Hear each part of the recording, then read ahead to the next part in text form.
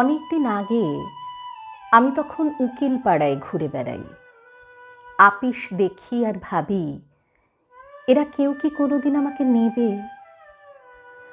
মাঝে মাঝে পাশ জোগাড় করে বিধানসভায় গিয়ে বসতাম তখন, আর দেখতাম বিরোধী পক্ষের সামনের আসনে রোগা টিংটিঙে জ্যোতিবাবু খুব তেজি, মুখ্যমন্ত্রী শালপ্রাংশু বিধান রায়ের কাছে ঝাড় খাচ্ছেন।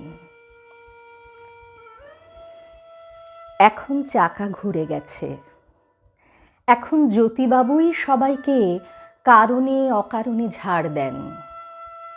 এখন জ্যোতিবাবুই ভুলে গেছেন এমন দিন থাকবে না। তাই তো আমি বিরোধী পক্ষে একজন তেজি মানুষকে দেখতে চাই খুব শিগগির। তিনি যদি মহিলা হন তাতেও আপত্তি নেই আমার, কেননা প্রথম দফায় ঝাড় না খেয়ে কে কবে মুখ্যমন্ত্রী হয়েছে বলুন?